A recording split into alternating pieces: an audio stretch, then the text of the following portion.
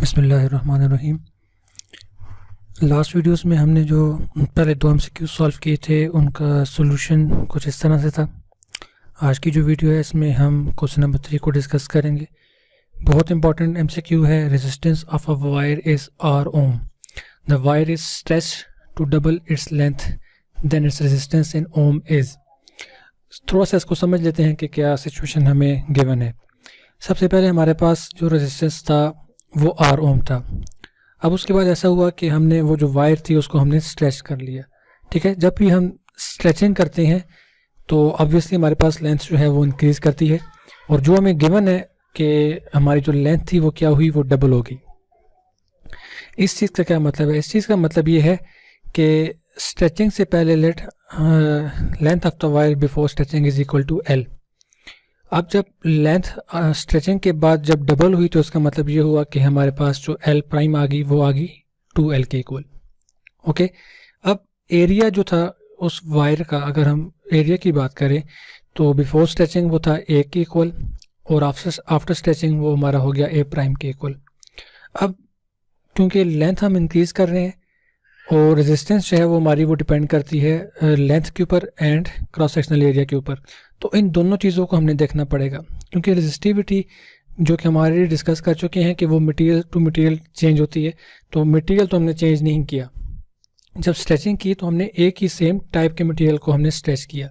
सो इसका मतलब ये है कि जो रेजिस्टेंस है वो अब रेजिस्टिविटी पे डिपेंड नहीं कर रहा। तो दो फैक्टर्स जो बनते हैं वो बनते हैं लेंथ और एरिया के। ठीक है, अब रेजिस्टेंस इंक्रीज़ करती है इन केस हमारी जो लेंथ है वो इंक्रीज़ करे, और हमारा जो रेजिस्टेंस है वो इंक्रीज़ करता है जब हमारा एरिया जो है वो डिक्रीज़ करे।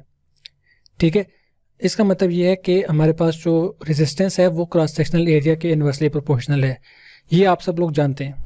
ठीक है, सो इन दो कंडीशंस को अपने माइंड में रखें।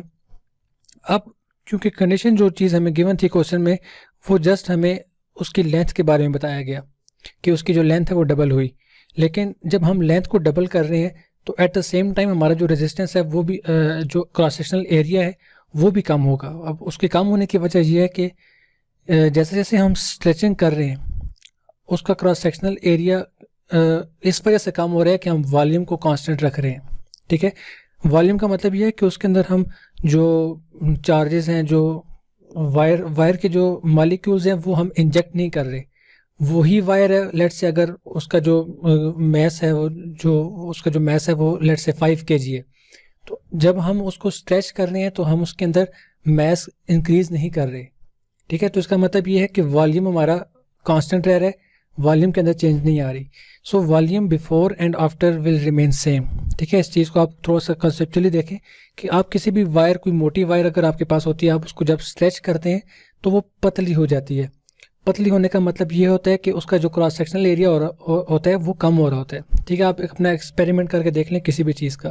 कोई मोटी वायर हो उसको आप स्ट्रेच करें, उसकी लेंथ तो इंक्रीज हो जाएगी, लेकिन उसी टाइम पे उसका जो क्रॉस सेक्शनल एरिया होगा, पहले अगर वो मोटी है तो अब वो पतली हो जाएगी।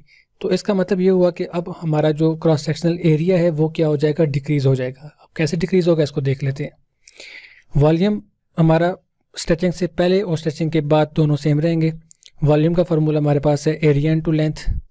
बिफोर के लिए a into l and after के लिए a prime into l prime. Okay, अब हम ये चीज़ चेक कर रहे हैं कि हमारे पास जो चेंज इन एरिया आया है वो कितना है। ठीक है, सो ए प्राइम इज इक्वल टू, यहाँ से हम इस इक्वेशन से हम ए प्राइम फाइंड कर रहे हैं कि ये ए प्राइम इसको हम यहीं पे रखते हैं और इस एल प्राइम को हम यहाँ पे डिवाइड कर लेते हैं। सो इक्वल हो जाएगा किसके, a into l divided by l prime. ठीक है, अब एल प्राइम हमने यहाँ पे ऑलरेडी बता दिया था कि ये किसके इक्वल है, 2L के। जो चेंज आई थी वो कितने किसके इक्वल आई थी, वो डबल हो गया था वो, तो मतलब 2L। अब यहाँ से हम ये L और ये L हम कैंसिल कर देते हैं। So change in area will be equal to A divided by 2। ठीक है, सो ये एक कंक्लूजन हमारे पास आया कि जिस रेशो से, जिस फैक्टर से हमारी जो लेंथ जो है वो इंक्रीज़ हुई है, अगर वॉल्यूम हम सेम रखते हैं तो उसी कांस्टेंट वैल्यू से वो क्या हमारा जो एरिया होगा वो डिक्रीज़ कर जाएगा। अगर ये हमें कहता है कि हमने क्या किया, हमने लेंथ को स्ट्रेच किया और 4 टाइम इंक्रीज़ कर दी, तो उसी टाइम हमारा जो एरिया होगा वो 4 टाइम डिक्रीज़ करेगा। लेकिन यहाँ पे डबल हुई है, सो डबल हमारा एरिया क्या करेगा, डिक्रीज कर जाएगा। ठीक है, सो ये पॉइंट अपने माइंड में रखना है कि जिस फैक्टर से इंक्रीज होगी लेंथ उसी फैक्टर से डिक्रीज होगा हमारा एरिया। ओके, सो अब हम चलते हैं अपने एक्चुअल फार्मूले के ऊपर कि हमारा जो अब चेंज इन रेजिस्टेंस आया होगा वो कितना आया होगा, equal to rho change in length divide by change in area. क्योंकि दोनों वैल्यूज चेंज हो रही हैं तो हमने चेंजिंग वैल्यूज जो है वो यहाँ पे यूज़ करनी है। Okay, so change in length हमारी कितनी थी, 2L, जो कि हमने पहले यहाँ पे बता दिया। चेंज इन एरिया कितना आया, एरिया डिवाइड बाय 2, मतलब कि हाफ हो गया। अब ये जो डिवीजन में जो 2 है ये बेसिक मैथमेटिक्स है, जब ये ऊपर जाएगा तो हमारे पास 4 हो जाएगा और हमारे पास जो फार्मूला बचेगा वो बचेगा 4 into rho original length divide by original area. Original मतलब कि before stretching, so 4 into R हो जाएगा, जो कि आर हमारा क्या था, बिफोर स्ट्रेचिंग। अब रेजिस्टेंस की वैल्यू अगर कोई क्वेश्चन में अगर आपको बता दे कि अगर एक रेजिस्टेंस हमारी जो एक वायर थी उसका जो रेजिस्टेंस था वो 2 ओम था, उसको हमने स्ट्रेच किया और स्ट्रेच करने के बाद उसकी वैल्यू क्या होगी, लेंथ की वैल्यू डबल होगी। तो अब बताएंगे अब उसका जो इक्विवेलेंट रेजिस्टेंस आएगा, जो चेंज इन रेजिस्टेंस आएगा वो कितना आएगा। तो अब आपको पता होना चाहिए कि 4 इंटू आर हो जाएगा, आर हमें जो कि गिवन थी 2, तो 4 2s are 8, 4 2s are 8, तो जो चेंज इन रेजिस्टेंस हो जाएगी वो कितनी हो जाएगी, 8 ओम की चेंज हो जाएगी। ये जो क्वेश्चन है ये आगे जाके रिपीट होगा। ठीक है, इस क्वेश्चन को जब हम रिपीट करेंगे नेक्स्ट पार्ट जो वीडियो के हम रिकॉर्ड करेंगे, मैं आपको बताता हूँ कि उसमें क्या चीज़ डिफरेंस होगा, क्या चीज़ डिफरेंट होगी। यहाँ पे लिखा गया है कि resistance of a wire is R ohm, वहाँ पे जो क्वेश्चन होगा वहाँ पे गिवन होगा resistance of a wire is 5 ohm. The wire is stretch to double its length, वहाँ पे भी सेम स्टेटमेंट होगा। तो उस टाइम पे हमसे वो पूछेगा कि आपका रेजिस्टेंस कितना है। ठीक है, सो R हमें गिवन है वहाँ पे कितना, 5, सो 5 मल्टीप्लाई विथ 4, सो उस टाइम पे उसका जो आंसर होगा वो 5 इंटू 4 20 यहाँ हमारा आंसर आ जाएगा। ठीक है, सो इस क्वेश्चन को आप अपने माइंड में रखें, वहाँ पे जब हम जाएंगे तो हम इस चीज़ को रिपीट नहीं करेंगे। हाँ, थोड़ी बहुत डिटेल हम मज़ीद ऐड कर सकते हैं, अगर कोई कुछ ज़रूरत पड़े किसी जगह पे तो हम ऐड कर लेंगे, लेकिन अब पूरा जो प्रोसेस जो पूरी जो थ्योरी थी हम इसको दोबारा से एक्सप्लेन नहीं करेंगे। ठीक है, हमने कम से कम टाइम में मैक्सिमम तैयारी करनी है, सो सेम चीज़ों को रिपीट नहीं करना बार बार। ओके, सो नेक्स्ट क्वेश्चन को डिस्कस कर लेते हैं। नेक्स्ट वीडियो में जाने से पहले, Kirchhoff second law is based on law of conservation of charge, energy, momentum and mass.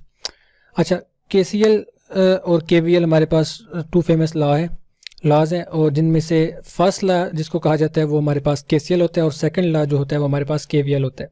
ठीक है, मोस्टली आपने FSC में पढ़ा होगा इसको। सो फर्स्ट लॉ हमारा जो है वो KCL है। KCL में हमारे पास law of conservation of charge होता है, और वोल्टेज KVL जो है वो हमारे पास law of conservation of energy होती है। ठीक है, सो इसका आंसर जो है वो law of conservation of energy है। सेकंड लॉ है, सेकंड लॉ KVL है, तो option B is correct. Question number 5 देख लेते हैं। The diameter of a nucleus of an atom is of the order of. ठीक है, ये इसका जो वैल्यू है ये जस्ट एक मतलब इसको याद कर लें आप कि 10⁻⁻14 मीटर जो है इसका डायमीटर होता है किसी भी न्यूक्लियस का। क्वेश्चन नंबर 6 है the mass of proton is रफली how many times the mass of an electron. ठीक है, सो मास ऑफ प्रोटॉन हमारा जो होता है वो ऑलमोस्ट 1837 टाइम्स जो है वो होता है मास ऑफ इलेक्ट्रॉन के। ठीक है, सो 1837 को अगर हम नियरली इक्वल टू देखें, क्योंकि रफली पूछा हुआ है, तो 1840 के इक्वल आता है। So option C is correct. Question number 7 है the charge on an electron is known to be 1.6 into 10⁻⁻19 coulomb. In a circuit, the current flowing is 1 ampere. How many electrons will be flowing through its circuit in a second? अब क्या क्या चीज़ें हमें given है। सबसे पहले जो charge की जो वैल्यू है 1.6, जो एक 1 इलेक्ट्रॉन हमारे पास होता है वो इसके इक्वल होता है। 1 इलेक्ट्रॉन हमारे पास 1.6 इंटू 10⁻⁻19 कूलम होता है, सो ये E की वैल्यू है। In a circuit the current flowing is 1 ampere, हमें I की वैल्यू गिवन है, और हमें एक सेकंड गिवन है जो कि टाइम की वैल्यू है। तो हमसे क्या पूछा जा रहा है, how many electrons will be flowing, so n हमसे पूछा जा रहा है। अब फार्मूला मैं आपको बताता हूँ। सबसे पहले जो गिवन डेटा हमारा क्या है जी, 1 इलेक्ट्रॉन गिवन है हमें, फार्मूला है Q is equal to NE, आपने पढ़ा होगा, FSC लेवल पे भी पढ़ा होगा, इंजीनियरिंग में भी पढ़ा होगा। So Q equal to NE and Q is equal to IT, दोनों फार्मूले आपके सेम है। सो यहाँ से हम ये कह सकते हैं कि NE is equal to IT, जिसमें I करंट है, T हमारा टाइम है, N जो कि हमने फाइंड करना है, और E हमारे पास 1 इलेक्ट्रॉन की वैल्यू जो कि गिवन है हमारे पास। सो N इक्वल टू हो जाएगा I into T divide by E। I की वैल्यू 1 एम्पेयर गिवन थी, टाइम 1 सेकेंड गिवन था, E की वैल्यू भी गिवन थी। आप इस फार्मूले में पुट करें, आपके पास जो N की वैल्यू आ जाएगी वो आ जाएगी 0.625 इंटू 10⁻19 इलेक्ट्रॉन्स। ठीक है, सो आपका ऑप्शन नंबर C जो है वो यहाँ पे ठीक हो जाएगा। नेक्स्ट क्वेश्चन को हम नेक्स्ट वीडियो में डिस्कस करते हैं, थोड़ा सा इसमें सोल्यूशन रिक्वायर है। सो आज की वीडियो में इतना ही, ऑलमोस्ट 7 क्वेश्चन हमने डिस्कस कर लिए। नेक्स्ट वीडियो में हम क्वेश्चन नंबर 8 को डिस्कस करेंगे। Thank you so much.